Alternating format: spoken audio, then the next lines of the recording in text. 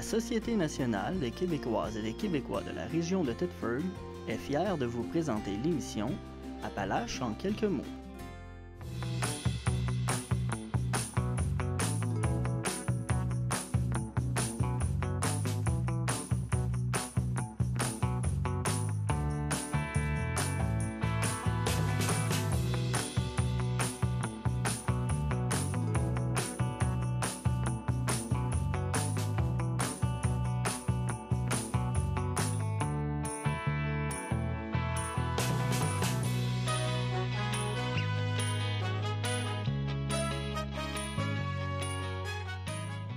Madame, Monsieur, bienvenue à votre bulletin d'information habituel, Appalaches en quelques mots.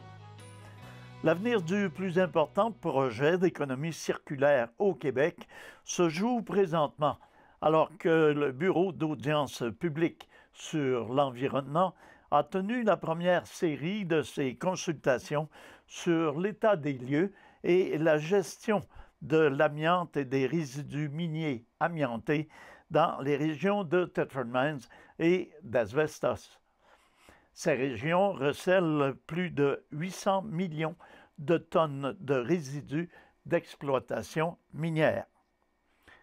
Véritable trésor, ces résidus miniers contiennent diverses substances minérales qui pourraient à leur tour faire l'objet d'exploitation et de valorisation. À titre d'exemple, les halles de résidus provenant de l'exploitation des anciennes mines contiennent du magnésium métallique dans les teneurs de plus de 20 %, ce qui représente une valeur de plus de 400 milliards de dollars canadiens. De plus, ces volumes de résidus assureraient des opérations industrielles de valorisation pendant plus de 100 ans, alors que les opérations minières traditionnelles ont peine à franchir le cap des 15 ans d'opération. Au fil des années, les projets de valorisation des résidus provenant de l'exploitation de ces anciennes mines d'amiante, qui ont atteint des stades les plus avancés, se sont particulièrement intéressés à 3 minéraux, à savoir la serpentine, qui est source de magnésium, la magnésite, qui est également source de magnésium, et la magnétite nickelifère, qui est source de fer et de nickel. L'économie circulaire est définie comme un système de production, d'échange et de consommation visant à réduire la consommation des ressources naturelles, préserver les écosystèmes tout en réduisant l'empreinte environnementale et qui contribue directement à donner une nouvelle vie aux ressources, les résidus miniers dans ce cas. Ce recyclage et cette écologie industrielle contribuent par le fait même à l'amélioration du bien-être des individus et des collectivités concernées. La valorisation des résidus miniers de la région de Thetford s'inscrit tout à fait dans les orientations gouvernementales en matière de conciliation des usages et de développement responsable, de faire remarquer le maire de Thetford, M. Marc-Alexandre Brousseau. Ce dernier continue: l'objectif est de tirer le meilleur parti des substances minérales déjà accessibles et présentes en sol québécois. Permettre la valorisation des résidus miniers dans un cadre viable et économiquement sensé nous apparaît un incontournable et nous permettra de jeter les bases d'un modèle de création de richesses durables pour notre milieu, d'expliquer le président de la Société de développement économique et maire de la ville de Thetford, M. Marc-Alexandre Brousseau. Le BAP a tenu ses premières séances à Asbestos la semaine dernière et la commission siégera à Thetford cette semaine. Le tout débute mardi le 10 à 19 h, alors que le ministère des Transports présentera son étude sectorielle. Le lendemain, 11 à 13h30, ce sera au tour de la CNESST et en soirée à 19h, le ministère de l'Économie et de l'Innovation. Et finalement, le BAP terminera ses travaux à Thetford pour cette première partie le 12 décembre à 9h, alors que le ministère des Affaires municipales et de l'Habitation présentera également son rapport sectoriel. Veuillez noter que dépendamment du moment où vous écoutez notre bulletin d'information, ces dates sont ou à venir ou passées. La commission d'enquête du BAP, qui a débuté ses activités le 25 novembre, tiendra également le deuxième volet des audiences publiques, visant cette fois à entendre des positions, des opinions et des points de vue à compter du 18 février prochain. La ville où elles se tiendront sera annoncée en janvier en fonction de l'endroit d'où proviendront le plus de mémoires. Entre ces deux étapes, c'est-à-dire entre la période d'aujourd'hui et le 18 février, la Commission tiendra des rencontres sectorielles sur l'un des 4 points du mandat donné par le ministre de l'Environnement, M. Benoît Charette, soit la pertinence de développer un cadre de valorisation des résidus miniers amiantés. La Commission pense qu'il est important d'avoir des avis spécifiques des différents secteurs de la société. Si elle obtient présentement une certaine attention en raison de la tenue des audiences publiques du BAP sur l'amiante, la ville de Thetford Mines profitera éventuellement d'une visibilité internationale certaine, mais inattendue, à la suite de l'obtention du prix Goncourt 2019 par l'auteur français Jean-Paul Dubois pour son roman « Tous les hommes n'habitent pas la terre de la même façon ». Qui aurait cru que Thetford Mines se serait retrouvé au cœur de l'action de ce roman écrit à la première personne? Le narrateur, Paul Christian Frédéric Hansen, fils du pasteur méthodiste Johannes Hansen, y séjourne avec son père de 1976 à 1982, alors que ce dernier occupe le poste de pasteur principal de la Methodist Church de Thetford Mines depuis 1975. Vous avez compris qu'il s'agit de fiction et de l'histoire du roman. L'un des 2 chapitres, qui couvre environ 70 pages, s'intitule même Thetford Mines et renferme un aperçu sommaire de la ville actuelle qu'il décrit comme une aberration géographique doublée d'une curiosité esthétique.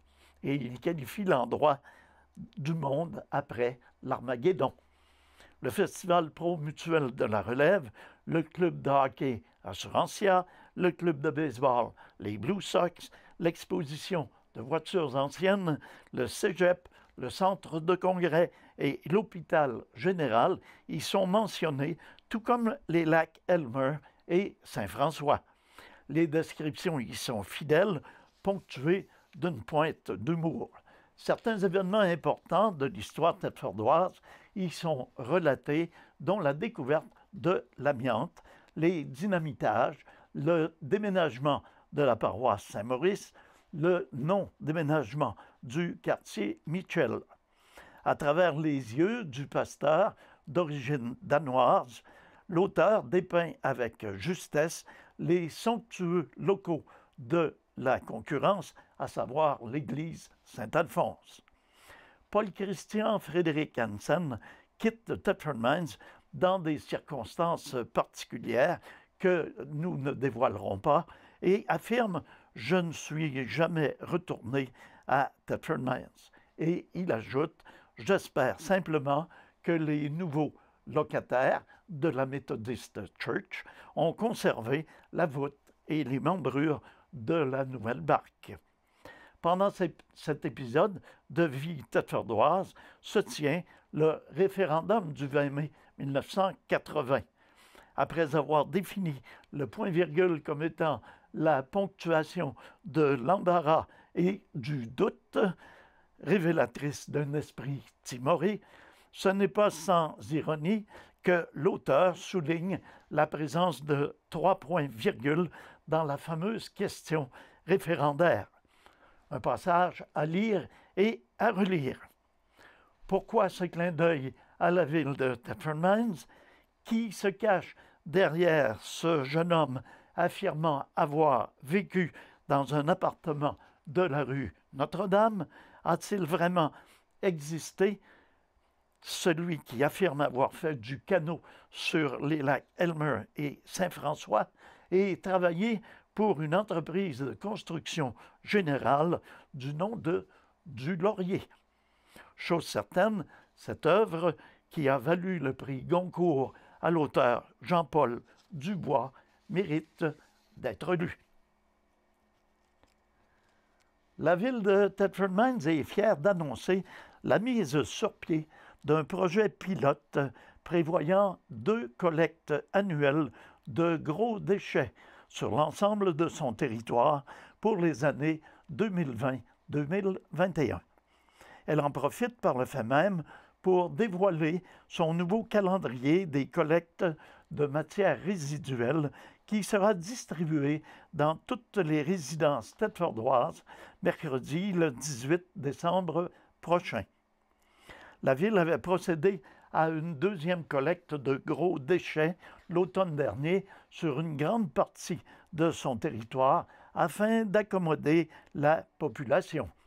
Suivant les inconvénients d'un printemps tardif, lors d'une première collecte effectuée, des citoyens ont interpellé la ville afin que cette façon de faire puisse être reconduite à toutes les années. Nous avons entendu leur demande et c'est pour cela que la ville offrira une 2e collecte de gros déchets à l'automne pour les 2 prochaines années. Ce projet pilote a pour but de valider notre nouvelle approche et de tester cette nouvelle façon de faire. Il est important de spécifier que les gros déchets ainsi que les matières dangereuses seront ramassés lors des 2 collectes, de souligner M. Alexandre Meyer, directeur du service des travaux publics, du génie et de l'environnement. Toutes les informations et la carte concernant les gros déchets se retrouvent au verso du calendrier 2020 qui sera distribué le 18 décembre prochain. Comme par les années passées, tous les secteurs sont numérotés et divisés par des pointillés.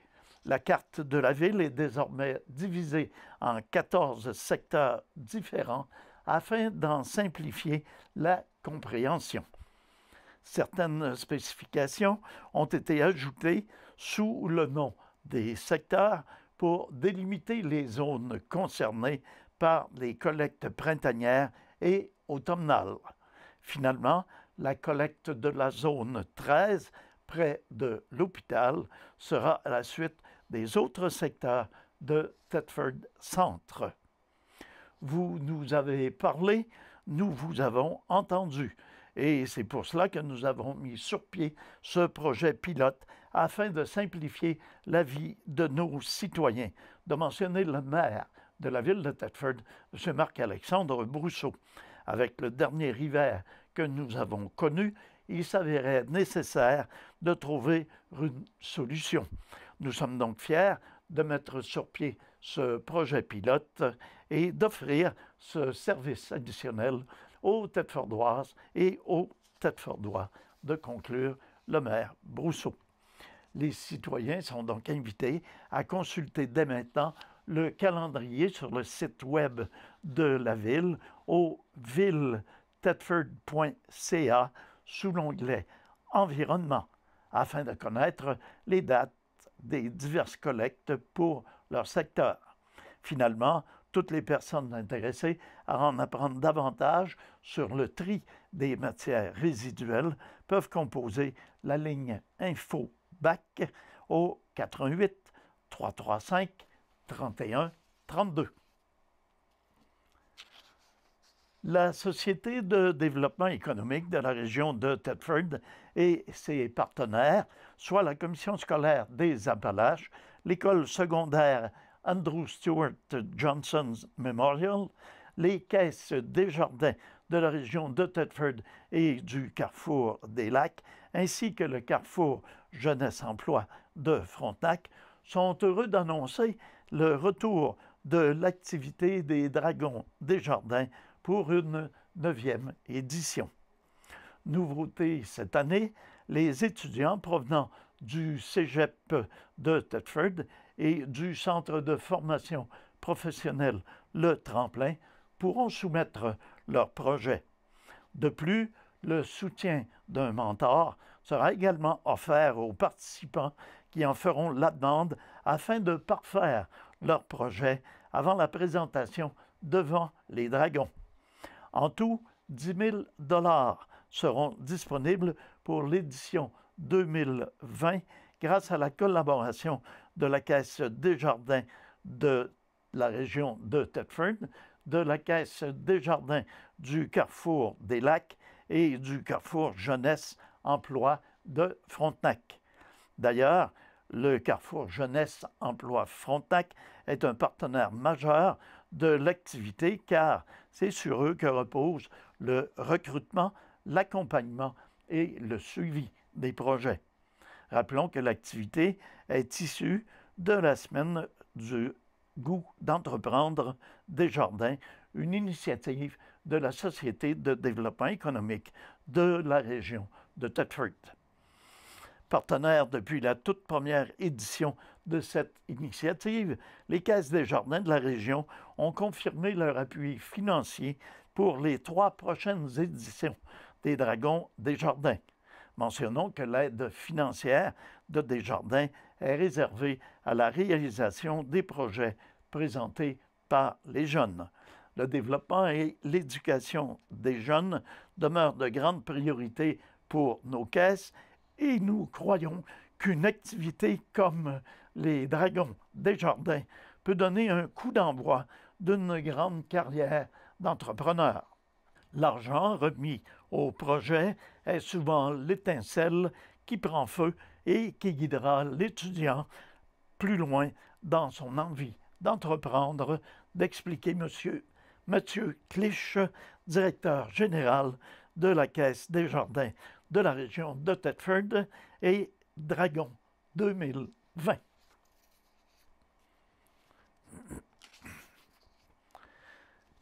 C'est en novembre dernier que l'organisme SOS Onde Amitié procédait au lancement de sa nouvelle image de marque à la microbrasserie La Porte d'à côté, située sur la rue Notre-Dame à Thetford. Un nouveau nom, de nouvelles couleurs, un nouveau logo, un site web facile à consulter sont les changements apportés et effectués au cours de la dernière année. La nouvelle appellation, Expression Centre d'écoute active, a été choisie par les administrateurs de l'organisation après un long processus, s'étant suivi par la suite le choix du logo et des couleurs. Le dernier venu et la grande nouveauté, c'est la création du site web d'Expression dont l'adresse est www.ligneexpression.ca. Ce dernier permettra une plus grande visibilité de l'organisme et facilitera le recrutement ainsi que la perception des dons nécessaires à l'amélioration et au développement de l'offre de services. Expression, centre d'écoute active, rappelle qu'il est actuellement en période de recrutement afin de démarrer une formation en écoute active à l'hiver 2020. Toute personne intéressée à faire du bénévolat peut s'informer auprès de l'administration de l'organisme au 88 338 39 33 ou visiter le site web et remplir le formulaire. Le 13 novembre dernier, à Thetford Mines, le groupe de concertation des bassins versants de la zone Bécancour, connu sous le nom Gros-Bec, tenait la 3e rencontre de la table de concertation pour l'eau de la Haute-Bécancour, ayant pour thème « Responsabilités et défis liés à la restauration du secteur minier de la Haute-Bécancour ». Une trentaine de participants s'y étaient donné rendez-vous afin de faire le point sur la restauration des sites miniers du secteur de Thetford Mines et de développer des solutions pour contrôler l'érosion hydrique des haldes de résidus miniers. Parmi ces participants se trouvaient plusieurs maires et conseillers municipaux de la ville de Thetford, des municipalités de Saint-Joseph-de-Coleraine, d'Irlande et d'Inverness, des représentants des MRC des Appalaches et de l'Érable, un représentant de la députée de l'Aubinière-Pontac, des membres des associations des riverains des lacs à la truite, William et Joseph, des citoyens mobilisés, ainsi que des représentants de la compagnie minière basée à Thetford Mines, à savoir la Société Asbestos Limitée, Société Mazarin. Des représentants du ministère de l'Énergie et des Ressources naturelles, ainsi que de l'Environnement et de la lutte au changement climatique, profitaient de l'occasion pour exposer les outils légaux encadrant la restauration minière des sites d'exploitation d'amiante. Quoique toutes les mines se soient vues imposer la production d'un plan de restauration de leurs sites miniers, la mise en œuvre de ceux-ci n'est pas assurée. D'une part, parce que plusieurs de ces sites sont soumis à des versions antérieures de la loi sur les mines, qui sont moins contraignantes, et d'autre part, par faute de moyens financiers. M. Luc Berthold, député de Mégantic-L'Érable, s'est vu confier le mandat des infrastructures et des collectivités au sein du cabinet fantôme de l'opposition officielle du 43e Parlement. Il sera donc le critique de la ministre Catherine McKenna, qui a hérité de ce ministère au sein du cabinet Trudeau. M. Berthold était auparavant ministre du cabinet fantôme, responsable du dossier de l'agriculture et de l'agroalimentaire. Le 43e Parlement s'est ouvert le 5 décembre dernier par l'élection du président de la Chambre et le discours inaugural. À l'occasion de leur récente réunion à Saint-Hyacinthe, les membres du conseil d'administration de l'Union des municipalités du Québec ont procédé à plusieurs nominations. De ce nombre, la nomination de M. Adam Patry, conseiller municipal de Thetford Mines, qui a été nommé membre de la Commission de la culture, des loisirs et de la vie communautaire. Et finalement, pour terminer notre bulletin, quelques dates à retenir. D'abord, les 14 et 15 décembre à 14 h au Studio Théâtre Paul Hébert, la pièce Mowgli, alors que les Cabotins vous transportent au cœur de la jungle indienne. Fidèle à sa tradition et pour une 8e année consécutive, la troupe de théâtre Les Cabotins revient en force avec du théâtre jeunesse. La mise en scène de Mowgli a été confiée à Nicole Ouellette. Une vingtaine de comédiens et figurants âgés entre 3 et 73 ans donneront vie au personnage. Un rendez-vous à ne pas manquer. 15 décembre prochain, de 13h à 15h, à l'Arena 76 d'Israéli. D'Israéli fête Noël sur glace. Et finalement, rappelons que vous avez jusqu'au 17 décembre prochain pour aller déposer chez Service sanitaire Denis Fortier vos jouets dans les conteneurs coffres au trésor qui n'attendent que vos dons.